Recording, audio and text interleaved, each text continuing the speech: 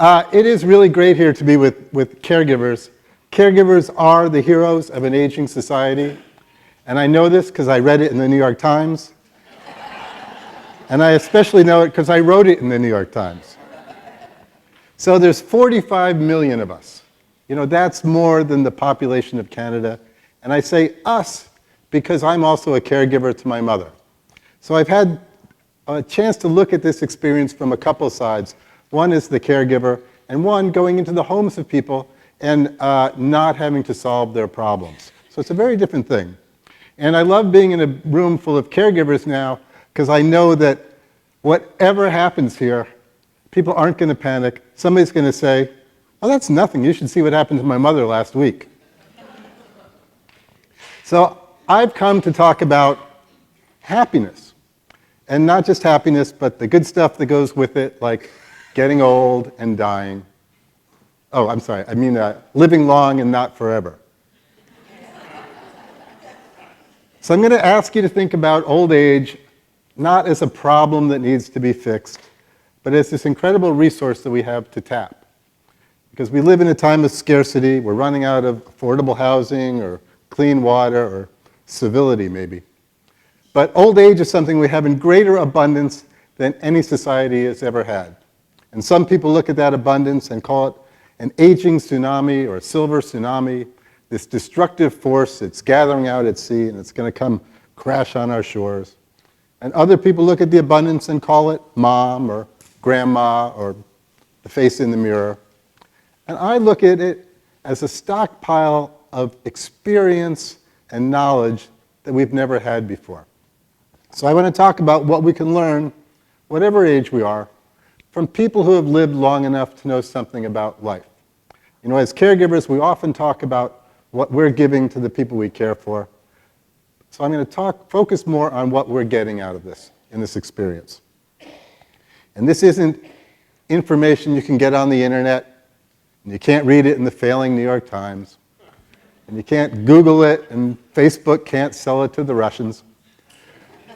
But the great thing about it is that all we have to do, especially those of us who are caregivers, is listen and take a deep breath and listen some more and maybe say thank you. And before I get too much further, I want to talk about those two words, thank you, because they're really the beginning of this journey for me. You know, I'd grown up thinking, you know, you say please and thank you to be polite, and that gratitude's a virtue. But I never fully understood what gratitude was or what a powerful force it could be until I met a man named Fred Jones. And this was in the beginning of 2015. Fred was 87 at the time, and he was living alone in a walk-up apartment and in the process of losing parts of 2 toes to gangrene. His closest daughter, who was his main caregiver, was dying of stage 4 breast cancer. See, I told you this would be a happy story, right? But whenever I would ask Fred what was the best period of his life, he would never hesitate. He'd just get that big smile you see up there, and he'd say, right now.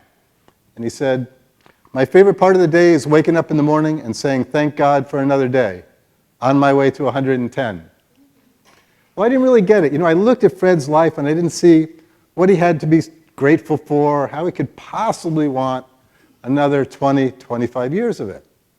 But I knew one thing. I knew that every time I went to see Fred, I mean, look at him, I came away feeling happier than I was before. Part of it, I have to tell you, was just Fred. Fred was a player. Fred had 6 kids by 4 different women.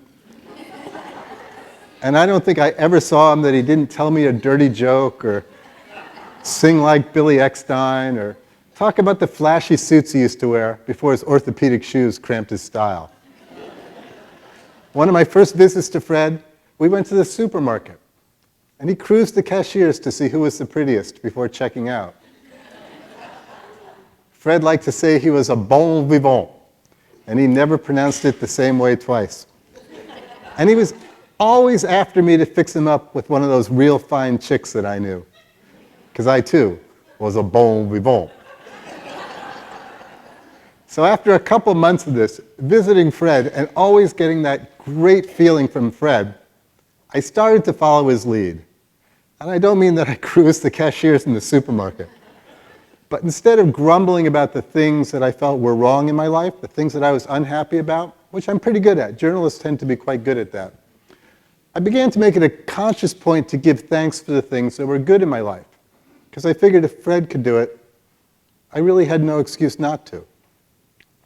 And I started with the easy stuff, like the love I'd had from my parents growing up, or I have an amazing girlfriend, I get to go to a job that I actually like doing, I'm not digging up stumps for a living, and I have an unfailing alarm system that wakes me up in the morning, even on weekends.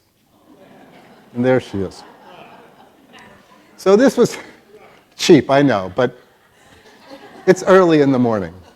So this was the easy stuff, but it took me on a second train of thought that took me where I wasn't expecting. And by that I mean I began to understand gratitude the way that Fred did.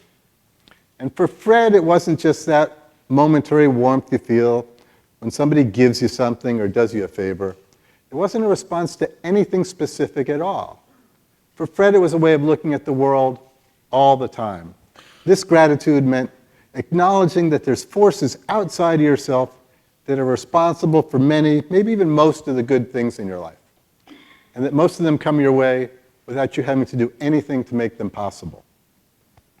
You didn't have to invent chocolate. You didn't have to invent sex. You didn't have to compose the great works of Mozart or Duke Ellington. You don't have to push anybody out of the way to enjoy these things. And this kind of gratitude means thinking that the world isn't this opponent you need to beat out or a punishment you need to push back against, that more often than not, it's on our side, giving us things without us having to deserve them or do anything for them. We all woke up this morning and we weren't widows with 5 kids in Yemen. We didn't have to do anything to make that happen. And this was an entirely different way of looking at the world than the one I'd had before. All these benign forces all around, even on bad days. And what's great about this, about gratitude, is that we know how to move the needle on it. It doesn't take years of drugs or years of therapy, but what researchers have found is that if people will just write down one thing that they're grateful for on a regular basis, every day, every week, whatever, it has a profound change, makes a profound difference in their lives. They sleep better, they're more optimistic about the future, and they say they have a greater sense of well-being. And there's physical changes as well. They have lower blood pressure, better immune function, less inflammation, and lower levels of the stress hormone, cortisol. So if we had a pill that could do this, we would spend millions on it. But all it takes is gratitude. When I started to do this following Fred, it made a huge difference in my life. Because all the things I complained about were still there and they still seemed wrong to me. But compared to the things I was grateful for, they didn't seem so big anymore. And maybe some of them I didn't have time for altogether. It didn't make the mess on the nightly news any prettier, but it put it in perspective and it shrunk it down to size. So I could see how Fred was always in such a good mood. It wasn't because his life was so easy, but it was because he always found things to be grateful for, even when it was very, very hard. And once I started doing that and feeling the effects of it, I never wanted to go back to the way I was before. You guys don't know me, right? But I have to tell you that when I told friends of mine that I was thinking about writing a book about happiness, they were like, "What? You? You are the last person to write a book about happiness." And it's true. I'm a newspaper guy. We don't do happy. There's no Pulitzer Prize for happiness. By nature, I'm really more of a grumposaurus. You know, like most years, my top 10 movie list has like 5 movies on it, because everything else kind of pisses me off. And I've used my anger and my dissatisfaction as fuel to get me going in the morning. And they were very productive. But they were also corrosive to me and my relationships with the people around me. And I realized they were an essentially negative way of looking at the world, because I was only looking at what was missing or deficient and not at what was there. I was looking at the glass and only seeing the top part of it that was empty. And you compare that to Fred giving thanks for another day. He's only looking at the water that's in the bottom half of the glass and not worrying about what's not there. This book is the story of how I learned to give that up and the lessons I learned from 6 people who were simply experts in living. It's not really a book about old age. It's more about how we can all live better now, whatever age we are. It just happens to be taught by 6 pretty wise older people. The story begins in 2015 when I set out to write a year-long series in the New York Times following people 85 and older. Why them? Because according to the census, they're one of the fastest growing age groups in the country. When I was born, there were fewer than 1 million, and now there's a little more than 6 million. And you seem like nice people and you're caregivers, so I don't want to scare you. But imagine if there were suddenly 6 times as many teenagers running around. So I wanted to know, if there are really so many more older people now, what are their lives like day to day? And I wanted to know it from the true experts, the ones who are living it. Because so much of what we think we know about old age comes from people who have never been old. It's as if everything you ever read about the state of Texas came from people who had never set foot there. And it may seem like that sometimes. So it makes a difference. And we don't know really what that difference is unless we ask. But as one of the women in my book is always telling her daughter, I was your age, but you were never my age.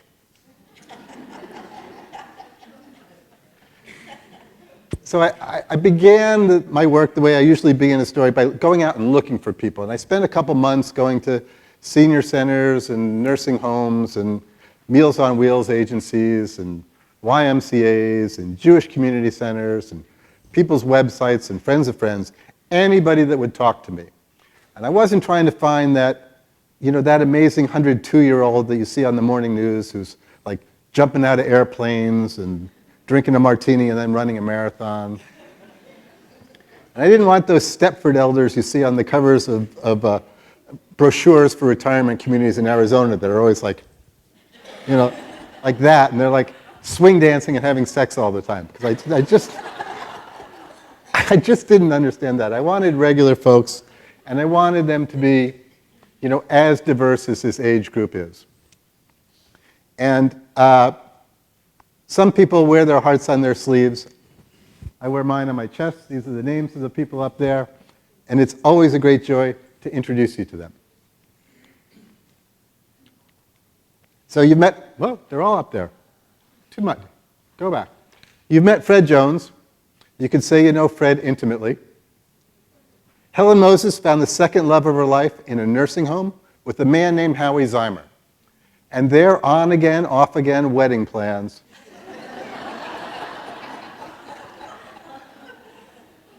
against gale force resistance from Helen's daughter have been the best running soap opera that I can think of for the last couple of years.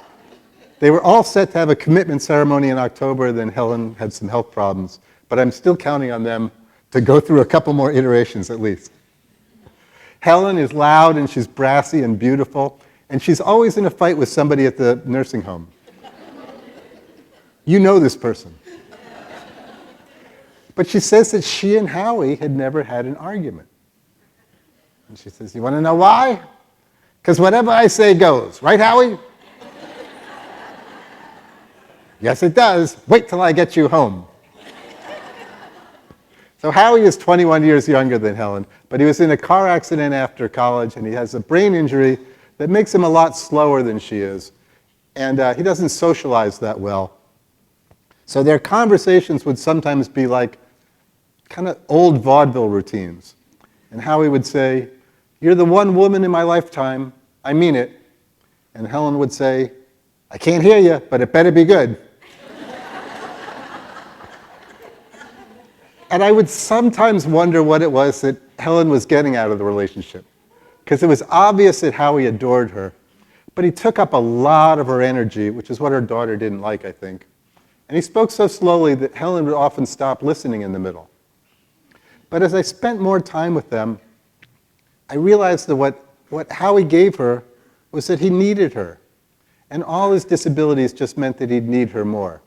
She got to the nursing home and people were willing to do everything for her, but now Howie was somebody that she could do things for. And we were talking one day and Helen said, I take care of him because he's an only child and he had nobody. And then when his mother and father died, he really had nobody except me. I try to be everything to him. I think that I am. And imagine that at 91, 92, Helen turned 94 a couple weeks ago, wanting to be everything to another human being and feeling like you accomplished it. You know, if there's a better definition of a worthwhile life, I'd like to know what it is. John Sorensen is a gay man who lost his partner of 60 years. And he said every time we got together that he wanted to die. He said, the only bad thing about dying is I won't be alive long enough to enjoy the fact that I finally died. John had the good fortune to have the world's best caregiver. It was the niece of his partner, his late partner, who was Anne Kornblum. And Anne was the caregiver not just for John, her uncle, but for her husband, both of her husband's parents and her own mother, one of whom was always in some sort of health crisis. And you could tell with caregivers how hard the work is by how often they say, it's a blessing. So Anne was one of those people, it's a blessing was every other sentence out of her mouth. Ping Wang lived on just $700 a month in Social Security, and she couldn't afford the pain medications for her sore joints. So she would cut the patches in half to make them last longer. And I thought, okay, this is the hard aging life that I'm setting out to report on. But Ping found the sweet spot in the social safety net. She got herself an apartment in a subsidized building for $200-something a month rent, and a home attendant who came every day for 7 hours a day through Medicaid and did all her cooking and cleaning and shopping, so that Ping spent her days playing mahjong with the same 3 Chinese women in her building, and she couldn't get over how much more comfortable her life in old age was than when she was younger and working a difficult stand-up-all-day job and cramming on the bus to get there and then jamming back on the bus at the end of the day and then taking care of her family on the other side. Now she only needed to take care of herself. Ruth Willig, Ruth had to move out of her assisted living building when the owner decided to sell the place for luxury condos. Nice, right?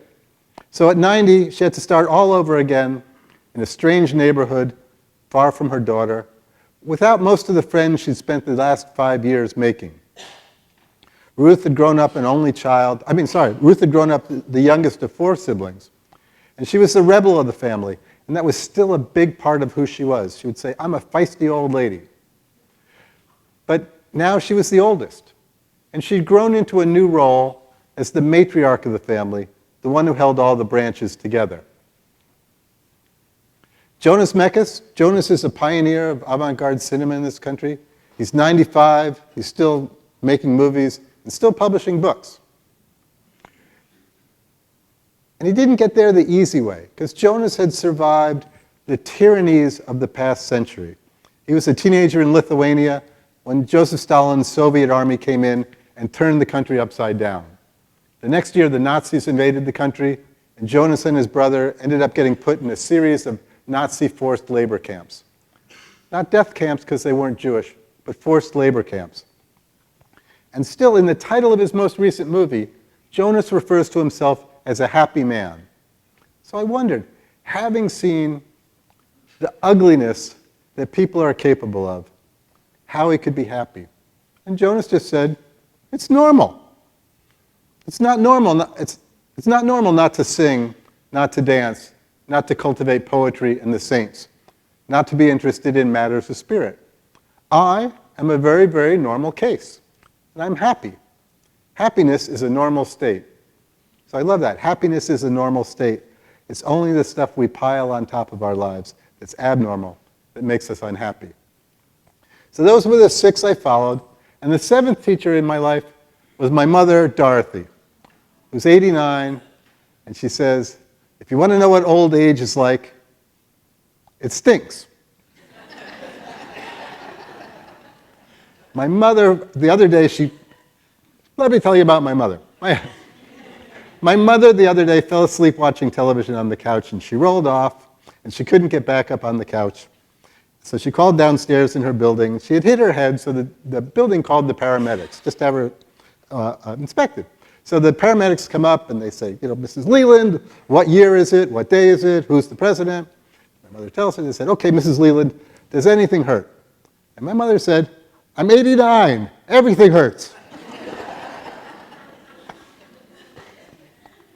She's been to so many doctors in the last couple of years that she and her friend Sylvia have decided they want their tombstones to read, you look good.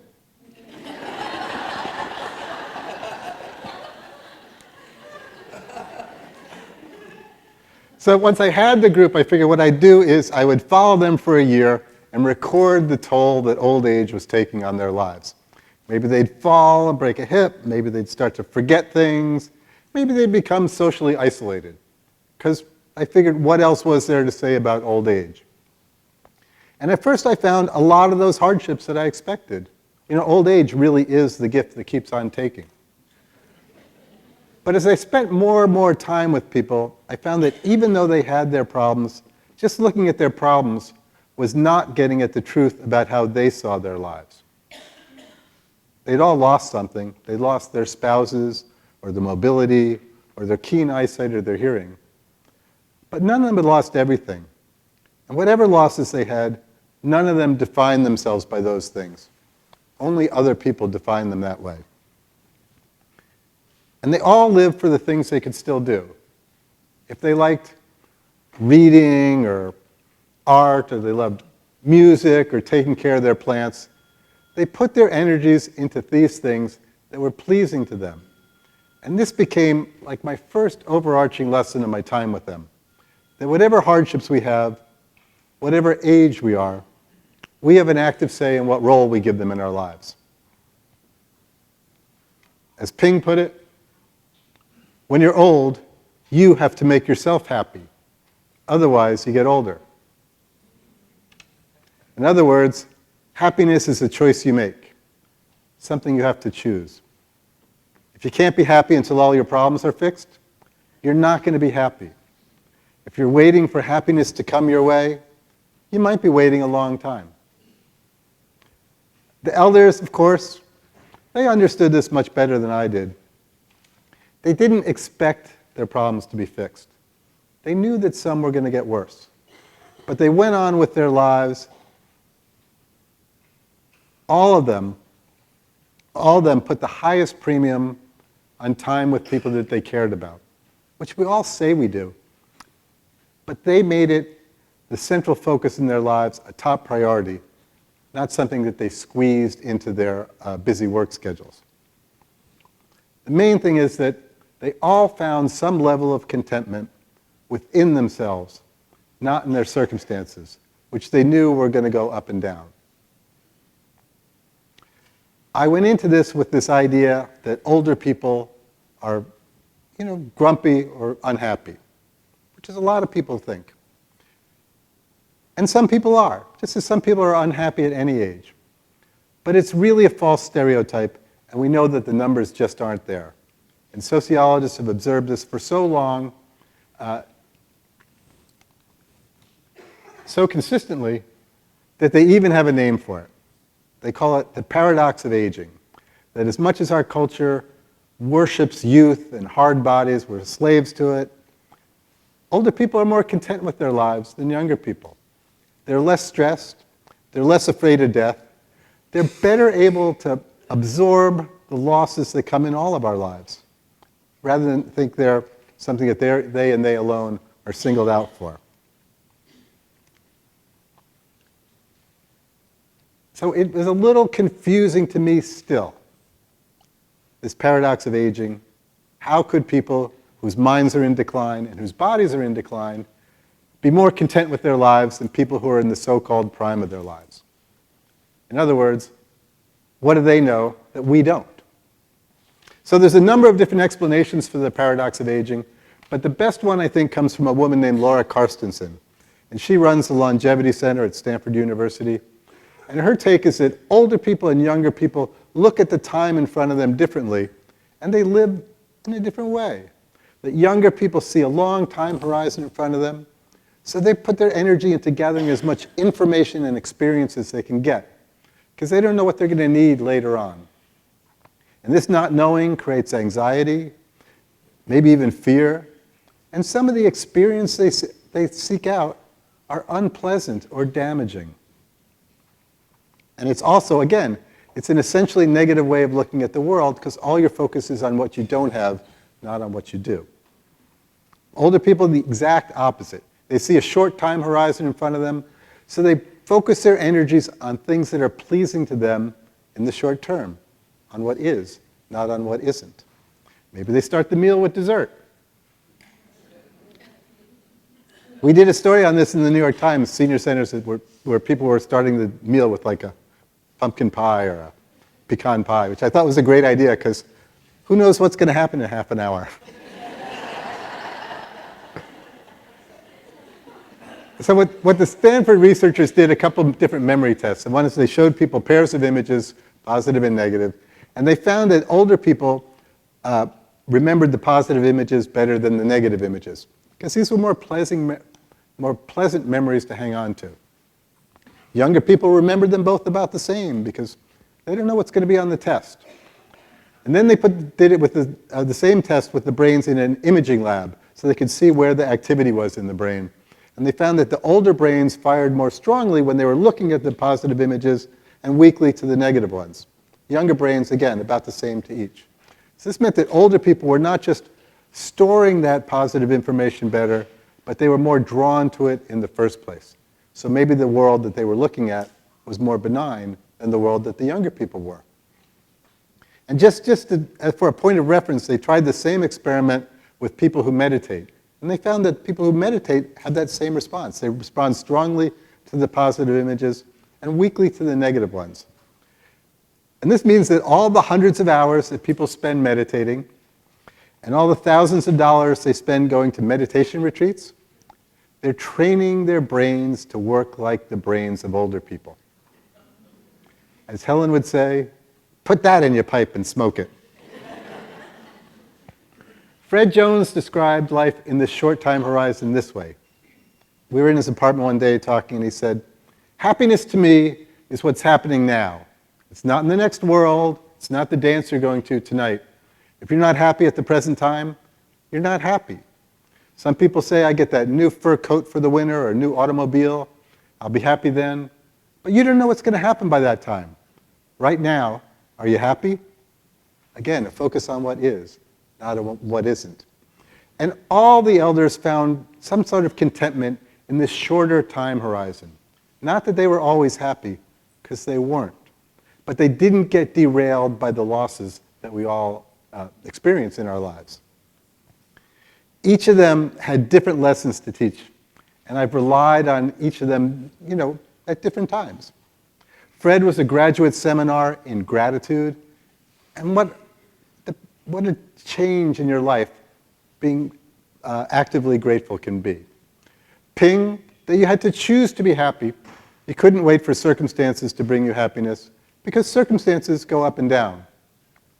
And Ping, I think, was better at dealing with her circumstances than almost anyone I've ever met, including in the last year and a half, dealing with dementia. It's meant she's had to move out of that apartment and into a nursing home near her daughter in New Jersey.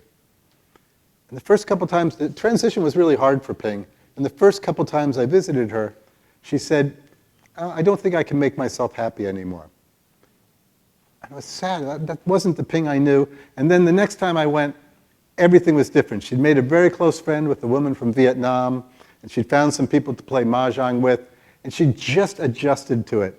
And I realized it took a little longer this time, but she did what she's been doing all her life, adjusting to the world as it was, with the body she had and the resources she had, rather than stewing that the world wasn't different or her body wasn't different or her resources weren't different.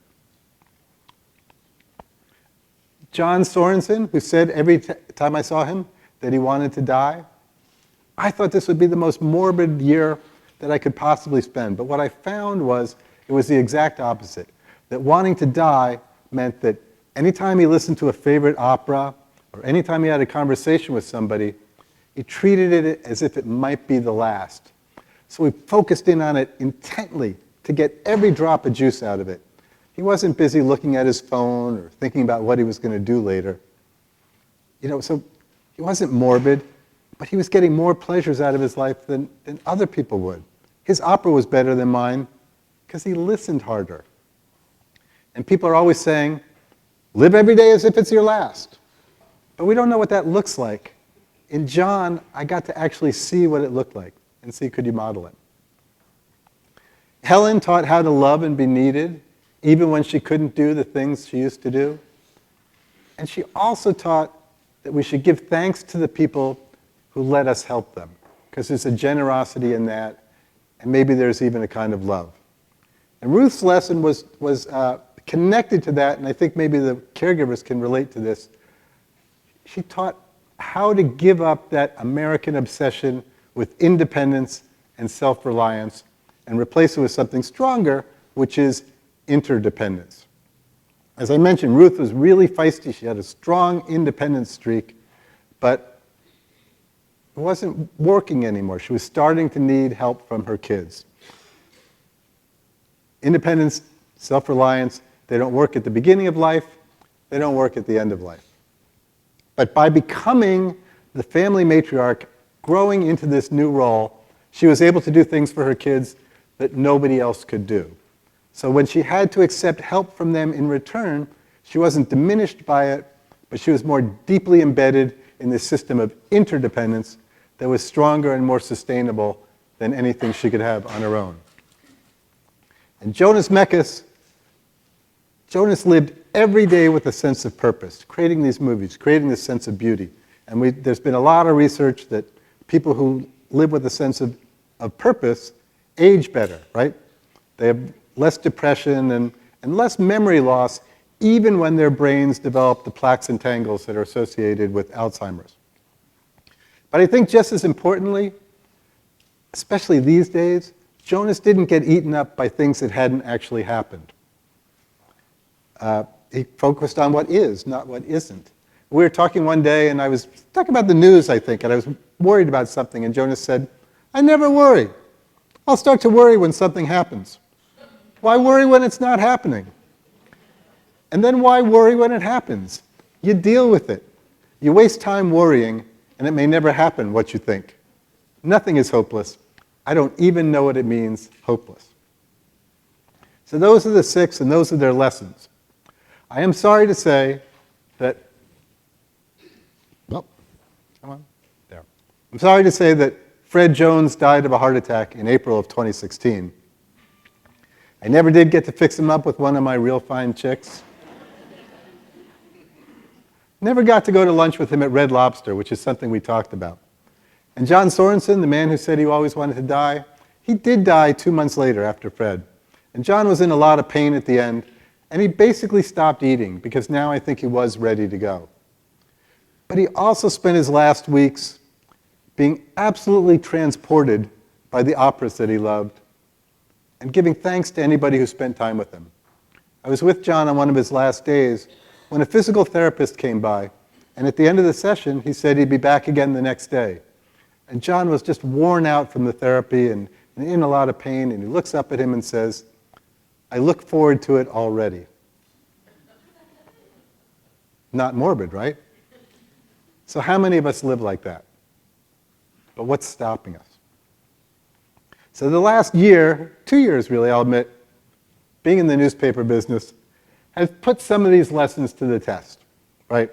With all that's going on in our world, all the acrimony and the fighting, can you really just choose happiness? And I have to say, these lessons have been a godsend to me during these 2 years because they've kept me sane when people around me, on the right, on the left, have just been freaking out.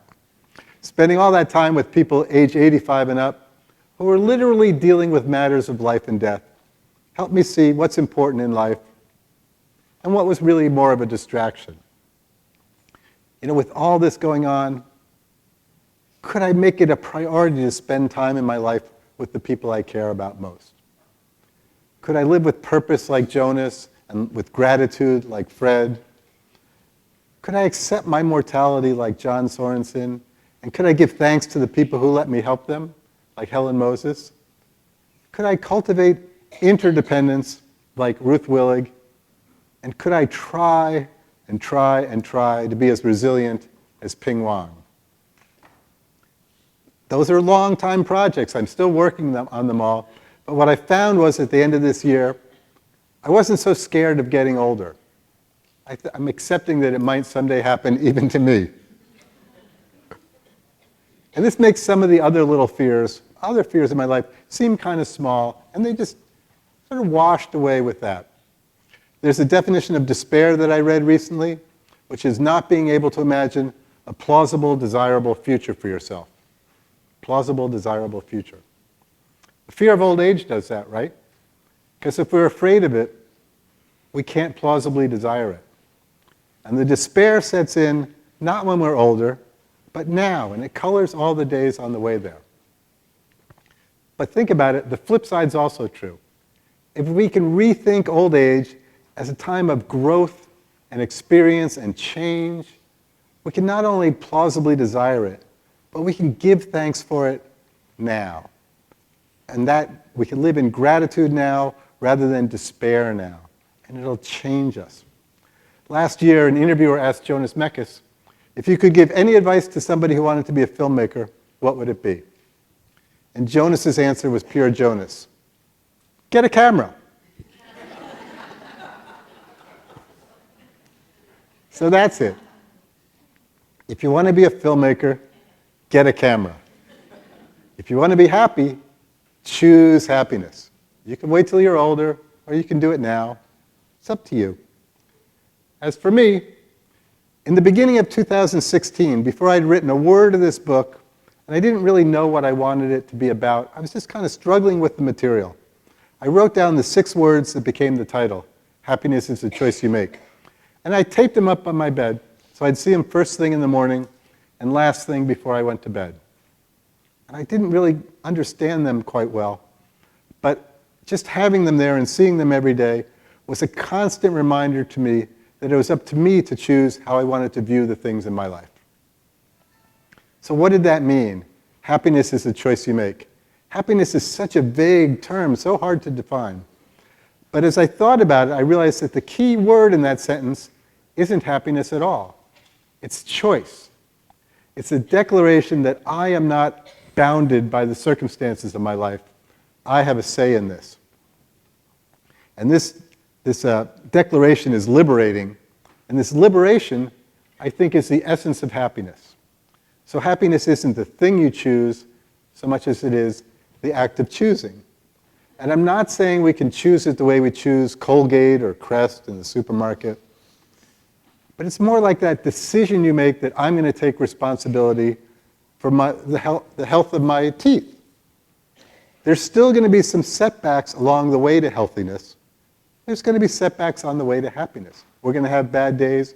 We're going to have cavities.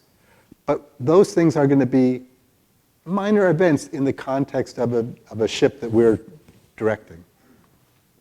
And when I understood things this way, it changed me. It didn't give me washboard abs. Didn't help me lean in. And it didn't teach me the 7 habits of highly successful people. But it helped me see that none of those things was really that important to me. And I think by that I mean that I started to think like an old person. And I'm much, much happier for it. And the book kind of flowed from there. But as I say at the book's last line, I could be wrong about all of this. In which case I will have spent all these years living more happily in vain. I can live with that. And thank you.